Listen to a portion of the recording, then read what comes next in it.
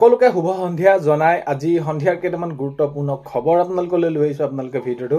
শেষৰলৈকে চাব বুলি আশা কৰিলোঁ। শেষত আপোনালোকে আপোনালোকৰ মতামত কমেণ্টৰ জৰিয়তে জনাব আৰু এইখিনিতে আপোনালোকক সদায় কোৱাৰ দৰে চেনেলটোলৈ যদি আপোনালোক নতুনকৈ আহিছে ছাবস্ক্ৰাইব কৰাৰ লগতে কাষতে থকা বেল আইকনটো প্ৰেছ কৰি অল কৰি থ'ব, যাতে নতুন এটা ভিডিঅ' দিয়াৰ লগে লগে আপোনালোকে আগতীয়াকৈ চাবলৈ পায়। যদি ভিডিঅ'টো চাই ভাল পায় লাইক এটা কৰি দিব আৰু শ্বেয়াৰ কৰি দিব বুলি আশা কৰিলোঁ। প্ৰথম খবৰটো হৈছে আগন্তুক ২৬ নিৰ্বাচন যেতিয়া যিমানেই ওচৰ চাপিছে আৰু এতিয়া নিৰ্বাচনৰ প্ৰাকখনত প্ৰত্যেকটো ৰাজনৈতিক দলে নিজৰ সাংগঠনিক ভেটি সবল কৰিবৰ বাবে তেওঁলোকে সেইখিনি প্ৰস্তুতি চলাই আছে। মাজত মাত্ৰ আৰু কেইটামান দিন আৰু এই দিনকেইটা আছে যদিও কিন্তু তেওঁলোকৰ এই যি এতিয়া মিত্ৰতাক লৈ এইখিনি বহুতখিনি তেনেদৰে তেওঁলোকৰ সেইখিনি কথা বতৰা ইফাল সিফাল হৈ আছে আৰু বহুত ভাগে ওলাই আছে। আৰু এইখিনি ক্ষেত্ৰত মন্ত্ৰী অতুল বৰা ডাঙৰীয়াই এটা মন্তব্য ঘোষণা কৈছে যে মিত্ৰতা থাকিলে তিক্ততা থাকেই। তো মন্ত্ৰী অতুল বৰা ডাঙৰীয়াই তেনেদৰে কৈছে, যিহেতু এতিয়া বিজেপিয়ে তেওঁলোকক কেইখন আসন দিব, কি দিব, কিমান তেওঁলোকক সেইখিনি আগতকৈ কমকৈ দিব নি, এইখিনিক লৈ প্ৰশ্ন উত্থাপন হৈ আছে। সেইখিনি ক্ষেত্ৰত তেওঁক প্ৰশ্ন কৰা গৈছিলে। প্ৰশ্ন উত্থাপন যেতিয়া নেকি হৈছিলে, তেওঁ মন্ত্ৰী অতুল বৰা ডাঙৰীয়াই এটা কথা ক'লে যে যদি মিত্ৰতা থাকে আৰু মিত্ৰতা থাকিলে তিক্ততা থাকেই আৰু সময়ত সেইখিনি দেখা যাব আৰু বহুত বেছি চিন্তা কৰাৰ প্ৰয়োজন নাই। আমাৰ সেইখিনি প্ৰায় সম্পূৰ্ণ হৈ আছে, মাত্ৰ আনুষ্ঠানিকতাহে বাকী আছে। আনুষ্ঠানিকতা সেইখিনি আপোনালোকে গম পাবই, কোনদিনাখনি কি হ'ব সেইখিনি ক্ষেত্ৰত আগন্তুক সময়ত আপোনালোকে গম পাই থাকিব। তো এতিয়া মিত্ৰতাৰ ক্ষেত্ৰত যি প্ৰশ্ন উত্থাপন হৈছিলে সেইখিনি ক্ষেত্ৰত এতিয়া মন্ত্ৰী অতুল বৰা ডাঙৰীয়াই তেওঁৰ ফালৰ পৰা সেইখিনি স্পষ্টকৈ ঘোষণা কৰিলে যে মিত্ৰতা থাকিলে তিক্ততা থাকেই। নেক্সটটো খবৰ হৈছে কংগ্ৰেছক তুলাধনা অখিল গগৈ। তো অখিল গগৈ ডাঙৰীয়াই কি কৈছে, এতিয়া তেওঁলোকৰ যি মিত্ৰতা প্ৰসংগ যিহেতু উল্লেখ হৈ আছিলে, মিত্ৰতা কিয় নহ'ল বা এইখিনি মিত্ৰতা তেওঁলোকে বিচাৰি আহিছিলে, যিহেতু আগন্তুক ২৬ নিৰ্বাচনত বিজেপিক পৰাস্ত কৰাটোৱেই হৈছিলে মূল লক্ষ্য। অখিল গগৈ ডাঙৰীয়াই সেইখিনি বাৰম্বাৰ কৈ আহিছিলে। তথাপিতো যে তেওঁলোকক এইখিনি তেওঁলোকে নল'লে, মিত্ৰতাত তেওঁলোকক সেইখিনি যোগদান নকৰিলে আৰু তেওঁলোকে কিমান কৰিছিলে যে একেবাৰে বহুতখিনি ত্যাগ কৰিছিলে, অখিল গগৈ ডাঙৰীয়াই সেইখিনি মন্তব্য কৰিছে। আৰু এতিয়া এই যি কংগ্ৰেছক তুলাধনা পৰা দিয়া দেখা গৈছে, কংগ্ৰেছক কটাক্ষ কৰি কৈছে আৰু সেইখিনি ক্ষেত্ৰত অখিল গগৈ ডাঙৰীয়া সৰব হৈছে। এইখিনি কৈছে যে তেওঁলোকৰ সেইখিনি যি ৰকিবুল হুছেইন বা গৌৰৱ গগৈ ডাঙৰীয়া তেওঁলোকৰ বাবে এইখিনি মিত্ৰতা নহ'ল আৰু আমি ইয়াতকৈ আৰু ত্যাগ কৰিব নোৱাৰোঁ, অখিল গগৈ ডাঙৰীয়াই মন্তব্য কৰিছে। নেক্সট খবৰ হৈছে চলিত সপ্তাহতে প্ৰকাশ পাব দ্বিতীয় প্ৰাৰ্থী তালিকা। তো এতিয়া এইখিনি ক্ষেত্ৰত গৌৰৱ গগৈ ডাঙৰীয়াই মন্তব্য কৰিছে চলিত সপ্তাহতে, এই সপ্তাহৰ ভিতৰতে তেওঁলোকৰ যি দ্বিতীয় প্ৰাৰ্থী তালিকা এইখিনি তেওঁলোকৰ প্ৰকাশ পাব বুলি গৌৰৱ গগৈ ডাঙৰীয়াই মন্তব্য কৰিছে। আৰু তেওঁ সেইখিনি সোধা গৈছিলে যে ক'ত কেনেদৰে খেলিব, সেইখিনি সময়ত সকলো নিৰ্দিষ্ট সময়ত আপোনালোকে গম পাব। সেইখিনি সাংবাদিকক সম্বোধন কৰি তেওঁ সেইখিনি কৈছে। তো সময়তে সেইখিনি সকলোখিনি আপোনালোকে গম পাই যাব। তেতিয়া চলিত সপ্তাহতে যি দ্বিতীয় প্ৰাৰ্থী তালিকা কংগ্ৰেছৰ ঘোষণা কৰা হ'ব বুলি গৌৰৱ গগৈ ডাঙৰীয়াই মন্তব্য কৰিছে। নেক্সটটো খবৰ হৈছে নৱপ্ৰজন্ম আৰু মহিলাক গুৰুত্ব দিয়া হ'ব। এই ক্ষেত্ৰত যি এতিয়া দ্বিতীয় প্ৰাৰ্থী তালিকা ঘোষণা কৰা হ'ব আৰু দ্বিতীয় প্ৰাৰ্থী তালিকাত প্ৰায় নৱপ্ৰজন্ম আৰু যি মহিলাসকলক গুৰুত্ব দিয়া হ'ব বুলি কৈছে টিকট দিয়াৰ ক্ষেত্ৰত মাননীয় গৌৰৱ গগৈ ডাঙৰীয়াই সেইখিনি মন্তব্য কৰিছে যে নৱপ্ৰজন্ম আৰু মহিলাৰ ওপৰত বেছি গুৰুত্ব দিয়া হ'ব বুলি কৈছে। নেক্সট খবৰ হৈছে ২ এদিনতে ঘোষণা হ'ব IPLৰ প্ৰথম 20 দিনৰ সূচী। এইখিনি ক্ষেত্ৰত মন্তব্য আগবঢ়াইছে, কৈছে যে ২ এদিনতে ঘোষণা হ'ব আৰু যিহেতু এতিয়া আগন্তুক ২৬ নিৰ্বাচন আহি আছে, নিৰ্বাচনক লৈ পিনি অলপমান ইফাল সিফাল হৈ আছে কিছু ৰাজ্যত যিহেতু হ'ব আৰু নিৰ্বাচনৰ বাবে এইখিনি সঠিক সিদ্ধান্ত তেনেদৰে হোৱা নাই। তথাপিতো ২ এদিনতে ঘোষণা কৰা হ'ব IPLৰ প্ৰথম 20 দিনৰ কাৰ্যসূচীৰ ক্ষেত্ৰত তেনেদৰে মন্তব্য কৰিছে। নেক্সট খবৰ হৈছে চেতনা দাসলৈ বীৰাংগনা মূলাগাভৰুৰ বঁটা। তো হয়, চেতনা দাসলৈ বীৰাংগনা মূলাগাভৰুৰ বঁটা তেনেদৰে তেওঁলোক দিয়া হৈছে। নেক্সট খবৰ হৈছে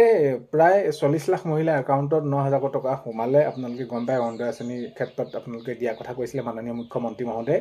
এতিয়া প্ৰায় 40 লাখ মহিলাৰ একাউণ্টত অৰুণোদয় আঁচনি 9,000 টকাকৈ আজি সোমালে। আৰু যদি আপোনালোকক কিবা কাৰণত তেনেদৰে সোমোৱা নাই, তেনেহ'লে আপোনালোকে অতি সোনকালে আপোনালোকৰ বেংক একাউণ্টটোত আধাৰ সৈতে লিংক হৈ আছে নে আপোনালোকে সেইটো পৰীক্ষা কৰক। যদি আপোনালোকৰ সেইটো হৈ আছে তেনেহ'লে আপোনালোকৰ নিশ্চয় সোমাব। যদি আপোনালোকৰ সেইটো লিংক হৈ থকা নাছিলে, পেণ্ডিং হৈ থাকিব, আপোনালোকে DBDৰ জৰিয়তে যিহেতু আপোনালোকৰ একাউণ্টত দিয়া হৈছে, অতি সোনকালে আপোনালোকে এইটো চাই পিনি আপোনালোকে সেইটো সঠিক কৰি লওক, আপোনালোকৰ টকা সোমাব, সেইখিনি আপোনালোকে নিশ্চিত থাকক। নেক্সট খবৰ হৈছে নিৰ্বাচনৰ মাজত মাত্ৰ কেইটামান দিন, কঁকালত টঙালি বান্ধিছে জনপ্ৰতিনিধিয়ে। তো এতিয়া হয় ২৬ নিৰ্বাচনলৈ মাজত মাত্ৰ কেইটামান দিন, নিজ দলৰ হৈ নিজৰ যিসকল প্ৰাৰ্থী আছে প্ৰাৰ্থীসকলে কঁকালত টঙালি বান্ধিছে। তেওঁলোকে সেইখিনি তেওঁলোকৰ সমষ্টিয়ে তেওঁলোকৰ সেইখিনি নিজৰ যি সমষ্টিৰ ভিতৰত গাঁৱে সেইখিনি তেওঁলোকে সেইখিনি প্ৰচাৰ ইতিমধ্যে আৰম্ভ কৰি দিছে। কাৰণ কেলে মাজত মাত্ৰ কেইটামান দিন আৰু তেওঁলোকে সেইখিনি নিৰ্বাচনী প্ৰচাৰ চলাইছে আৰু তেওঁলোকৰ যি সাংগঠনিক ভেটি সবল কৰিবলৈ